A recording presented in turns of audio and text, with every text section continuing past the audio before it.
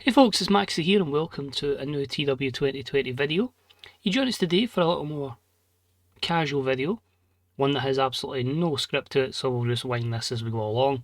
It's basically a case we look at the various awards that we went through, and we'll look at the Power 500, and we'll look at the roster and see kind of what I can maybe improve on in the next year. And then next week's video, we'll take a look around the world at the other, the bigger companies that we're familiar with and see how they're getting on. So, New Japan and Kazuchika Okada won the Wrestler of the Year award. The Company of the Year has went to ourselves at AEW. I'll get through these quite quickly and then I'll get the annual awards at the side so we can see how many times they've won each thing. Team of the Year went to LFI, so Andrade and Rush. I've captured that. And we won Match of the Year with the Blood and Guts bout between Omega and Takeshita. Now, if I quickly go to Blood and Guts, we'll see that was a 100 rated match, so that's why that's won. It's probably two Match of the Year contenders with Walter and Ospreay in that event as well. Not a bad opener. Shame that Kenny had the big injury. Show of the Year went to the Dynamite Anniversary show. Should probably take a wee quick look back at that. And that was 100. We basically locked in with a lot of good angles, and that main event of Demi Bennett defeating Mayu Iwatani for the Women's Championship in a 95, which was spectacular. Young Wrestler of the Year has went to Yunsuke Inshimori. I believe will be a curated wrestler or new gen. Probably the best words there. I think you can probably agree with that. You can see there Peresu Zete, technical 77, pretty good psychology. Has good basic selling, consistency and safety as well. I've not signed too many of these kind of ones. I've just signed the ones that have come through our kind of dojos and the like, so I haven't assigned them pictures since I moved PC. I'll probably stick to the rosters we've got at the moment and then maybe look to that down the line.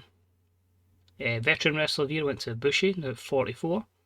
Female Wrestler of the Year obviously went to Iwatani, she was just exceptional, there's no denying that. Most Improved Company went to Sendai Girls Pro Wrestling. Independent Wrestler of the Year went to Malachi Black or Tommy End. Obviously we have him as one of many that are on a handshake deal, which always baffles me that I have a lot of the big wrestlers on handshake deals as well to allow them to wrestle elsewhere. Maybe could get them some skill points or whatever else and just help other companies. I don't know why WWE doesn't try and pinch more of them. The Rock won Manager of the Year despite not really managing anybody, but there we go. We're slowly getting his popularity back up after his scandal. Announcer of the Year went to Jimmy Smith. Funny how that works. And the colour commentator was Excalibur, with the referee being Red Shoes. Interestingly enough, WWE are looking to let go of Sheamus and Robert Stone.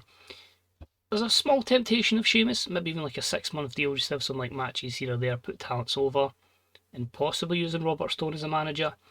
But I feel there's many managers that haven't even got assigned to athletes yet, which is something I maybe need to personally look at and do a bit better. So if we look at the annual awards from this perspective, you can see, I think Kenta winning it would have been my first year in as me actually doing it, so we'll say Sakada's third, and the Save 4 overall. Tag Team of the Year, you see it was mostly dominated by Tanahashi and Ibushi, but we had one for Hangman and Kenny, now Andrade and Rush. Young Wrestler, you can see there, Vikingo in there, Dragon Dia, Billy Matthews. So we had some wrestlers there that weren't traditionally curated or new gens.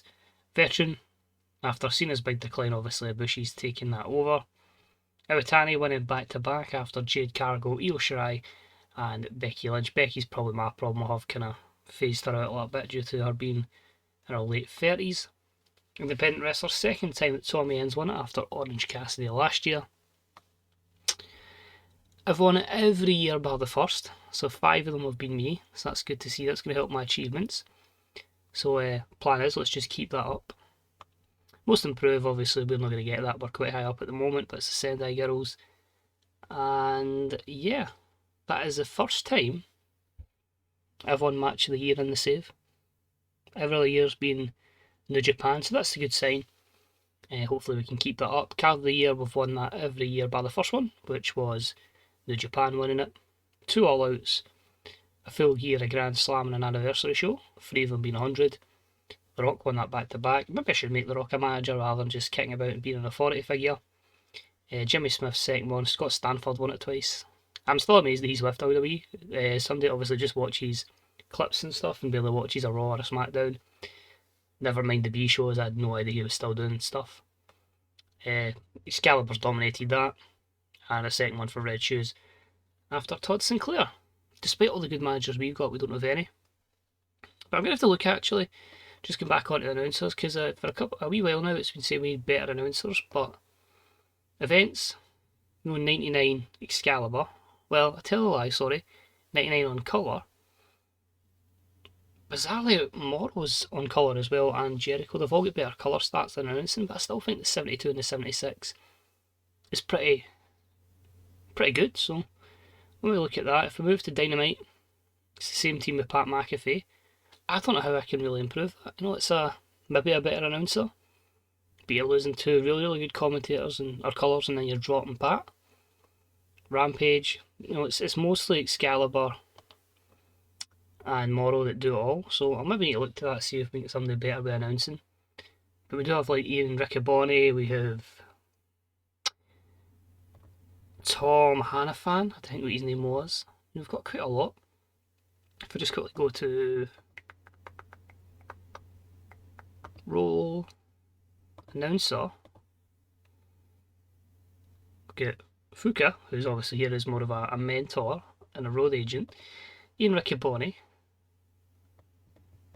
77. So his announcing would actually be higher than Morrow's 76. And we'd have Tom Phillips's. I might even make Tom Phillips the new face of AEW just to get that stat up to see if that helps. You can see there that Morrow's got really over just through commentating. I don't think he's popular. We've obviously had him for a while now, so he's consistently been high there. Meant to show the rest of the Power 500. That's my bad. I forgot. So you can see there, I'm going to go through like the top 10 and then I'm just going to go through where our guys are. So actually Okada's won this with an average rating of 84, despite having Oscar having an average rating of 87. Has this possible run of defeats here cost them? That's what I'm intrigued to know, because he had a stellar year for us, a really stellar year. A lot of light blues in there, but anyway. Okada, Walter, Ibushi number 3, then we had Kenny, Rush, we then had Will Ospreay, and of course Kenny has a concussion, that's why he'd have been on for the rest of the year, no doubt, the run he was on. Kevin Steen in at 7, Iwatani up at 8, is really good for us. Andrade in at number 9, with Darby Allin in at number 10. So, pretty well dominated, and if we just move it to box 4, that's what I was looking for, AEW, you can see there 2nd, 4th, 5th, 6th, 7th, 8th, 9th, 10th, 11th, all the way down to 14th as our wrestlers. You had in Hangman, you had in Sami Zayn, Nick Jackson before we then get Vikingo, and then you bring in the likes of Takeshita, even, sorry. So what's interesting is, like, they'll obviously have a lot of good matches, but you have those weekend matches where they just get a win over somebody and it's a bit like the 76s and that maybe cost somebody like Takeshita. But just encouraging, looking down the list, you can see Dax Harwood, Cody Rhodes, Moxley, Kiyoma's obviously out doing other stuff, which is going to make him better. He's in 98 matches compared to somebody like Cody Rhodes who's had 34, even 32 for Tyler Black, and even less for Sammy. As if Sammy Guevara had 18 matches last year. That's how I'm trying to put people in open contracts so they're constantly resting, but I'm hoping like that will make his career be a lot more longevity. But after that, you get like the Jungle Boy, Malachi Black, two Briscoes, Anna Jay in the top 40. Get Kyrie in there, you get Mercedes. It's good to see that we're getting Dante and Darius Martin in there as well. That obviously a great matchup with them in LFI. We're getting Shota Umino, Kana in our last year before retirement. You get Bailey in there, Ben Carter, Yuka Sakazaki just behind Eddie Kingston. And just to round out that 100, you had like your Keith Lee's, Kyle O'Reilly, Ricky Starks, Tyler Bate, who we should be seeing a mega push going forward now. I really want to push him forward with his age. And Jade Cargill rounds out the 100, only using Jade 12 times last year. It's as if I forgot how to book her. That's not good at all. And then obviously plenty of people all the way down to Austin Gunn at 500. But the encouraging thing is, and I've seen her, I just need to try and see if her name sticks out to me. I swear I saw Veronica on this. I swear I did. And I think she'll be under her other name, which is Sally Campbell, because we renamed her. So, considering what her stats are, as you can see there, her popularity is great.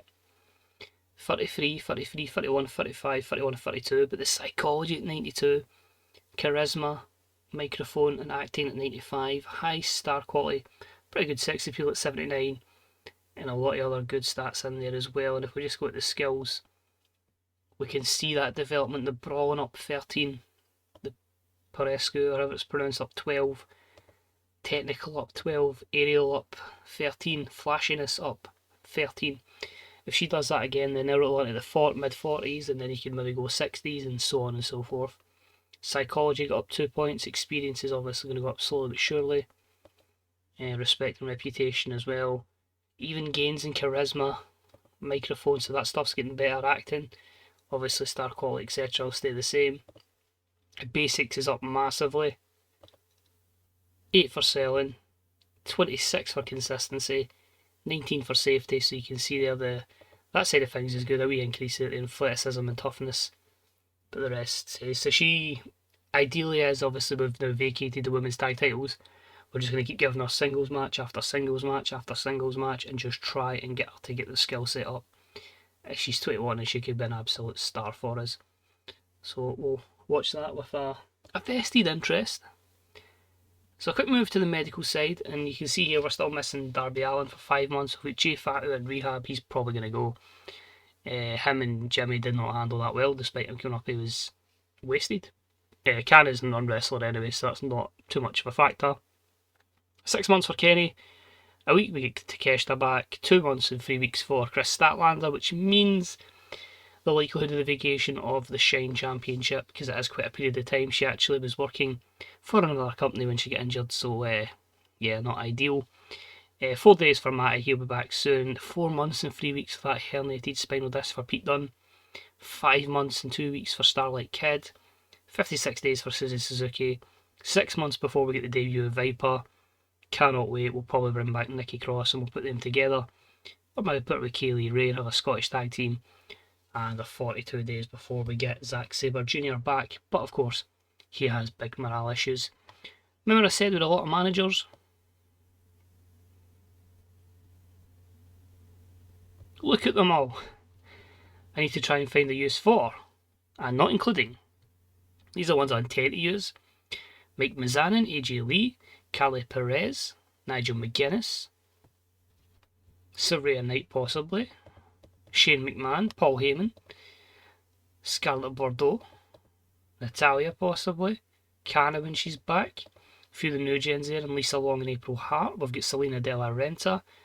You know, you've got MVP in there, Christian Cage, Serena Deeb, Alicia Atuk could be one as well. There's so many, and that gives us a lot of opportunity there. So we'll get a lot of these people to hang in. The ones that say prepare the debuts, maybe somebody was signed and we've put them as a authority figure or a road agent, which is why they've never debuted on screen. So I might do like a wee angle where they beats them up just to try and they take people apart just to try and get that away. But financially, we're fine. You say we're practically glitching it now, so we make money, but we lose money. So it's just a case of sandbox fantasy booking, and obviously it's a full month in game I get to beach break. So title wise going forward, we've got Carmelo as our All Atlantic, we've got Brody Lee Memorial Cup winners as Dante and Dante Martin, so that's 4 completely different teams. The Evolve Championship is now with Brody King, sorry. So I feel like we've had a good run there. Ricky Starks to Shota Umino to Logan Paul to Brody King. Still mad he's in New Japan, but we'll check how he's doing actually in the next episode. I might even forward that a couple of days just so we can see what happened with Wrestle Kingdom, and then we'll do the video. Acclaimed as the Evolve Tag Champions. As I say, we've done alright with that, I suppose. We've obviously had the 2 Regal brothers, we've had Parker Boudreaux and Bronson Steiner, now we've had it as the Acclaimed. Kip and Penelope as the Mixed Tag Team Champions. I probably need to get a bigger division. TBS with Diona, her first reign as champion. TNT with Malachi Black. That's not bad, you know, that championship's since the inception is not even scrolling down of people that have had it, so quite a few decent runs in there.